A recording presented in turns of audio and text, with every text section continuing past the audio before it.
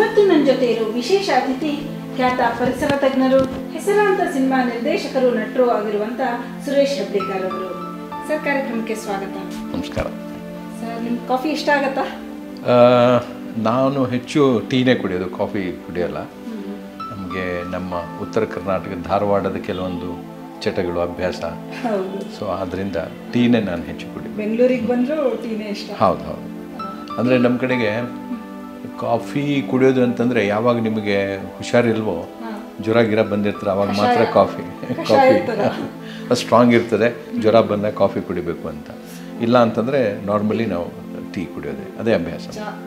ಚಹಾ ಕುಡಿಯೋದು, ಚಹಾ ಜೊತೆಗೆ ಚೂಡ ಅಂತ ನಮ್ಮ ಸಿದ್ಲಿಂಗ್ ಪಟ್ಟಣ ಶೆಟ್ಟಿ ಅವರು ಬರೀತಿದ್ರು ಆ ಥರ. ಚಹಾದ ಜೋಡಿ ಚೂಡ. ಮಾಡಕ್ಕೆ ಬರುತ್ತಾ ಸರ್ ಟೀನ? ನಾನು ಸಾಕಷ್ಟು ಸತೆ ನಾನೇ ಟೀ ಮಾಡ್ಕೋತೇನೆ ಮನೆಯಲ್ಲಿ. ನನಗೆ ಬೆಳಿಗ್ಗೆ ಕೆಲವೊಂದು ನ್ಯೂಸ್ ಪೇಪರ್ಸ್ ಎಲ್ಲ ಓದ್ತಾ ಇದ್ದೆ ನಾನು. ಸುಮಾರು 3-4 ಇಂಗ್ಲೀಷು ಕನ್ನಡ ಎರಡೂ ನಾನು ಓದಬೇಕು. ಸೊ ಸುಮಾರಷ್ಟು ಅಂದರೆ ಒಂದೇ ಅಲ್ಲ, ನಾನು 3-4 ಕಪ್ಪು ಕುಡಿತೇನೆ ಬೆಳಿಗ್ಗೆ. ಯಾಕಂದರೆ ಈ ತುಂಬ ನೀವು ಕಾಫಿ ಕುಡಿದ್ರೆ ಅದರೊಳಗೆ ಇದು ಆಲ್ಕಲಾಯ್ಡ್ಸು ಮತ್ತು ಕೆಫೀನ್ ಎಲ್ಲ ಇರುತ್ತೆ ಅಂತ ಹೇಳ್ತಾರೆ. ಸೊ ಅದೆಲ್ಲ ಅಂದರೆ ಓದಿರೋದು, ಆದ್ದರಿಂದ ಟೀ ಐ ಫೀಲ್ ಬೆಟರ್. ಇದೇ ಥರದ ಇನ್ನೂ ಕೆಲವು ಹವ್ಯಾಸಗಳಿದೆ ನಿಮಗೆ ಅಂತ ಕೇಳಿದ್ದೀನಿ ನಾನು. ಕೆಲವೊಂದು ಹವ್ಯಾಸ ಅಂತಂದರೆ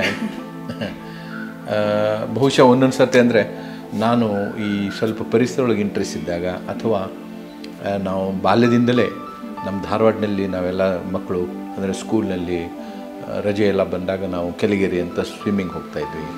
ಅಲ್ಲಿ ಸಾಕಷ್ಟು 3-4 ಗಂಟೆವರೆಗೆ ಸ್ವಿಮ್ಮಿಂಗ್ ಮಾಡೋದು. ಹೀಗಾಗಿ ತಣ್ಣೀರು ಸ್ನಾನ ಮಾಡೋದು ಕೂಡ ಒಂದು ನನಗೆ ಅಭ್ಯಾಸ. ಹೌದು. ಧಾರವಾಡದಿಂದ ಬಂದವರು ನೀವು, ಸೊ ಬೇಂದ್ರೆ ಪ್ರಭಾವ ತುಂಬ ಇರಲೇಬೇಕು. ಖಂಡಿತ. ಬೇಂದ್ರೆ ಅವರ ಅಣ್ಣನ ಮಗ ಒಬ್ಬ ವಿನಾಯಕ್ ಬೇಂದ್ರೆ ಅಂತಿದ್ದ, ನನ್ನ ಕ್ಲಾಸ್ಮೇಟ್ ಇದ್ದ ಮಿಷನ್ ಹೈಸ್ಕೂಲ್ನಲ್ಲಿ.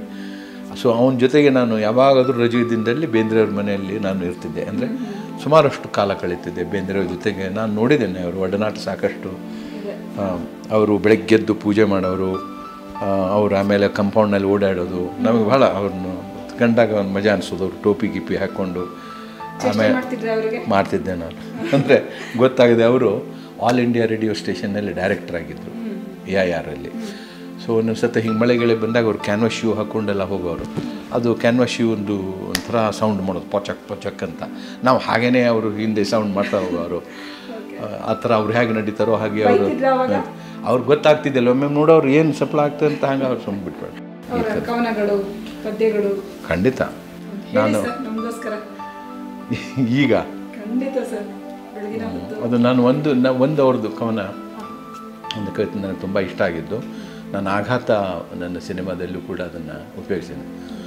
ಬಂತಿದೋ ಶೃಂಗಾರ ಮಾಸ, ಕಂತು ನಖಚಂದ್ರಹಾಸ,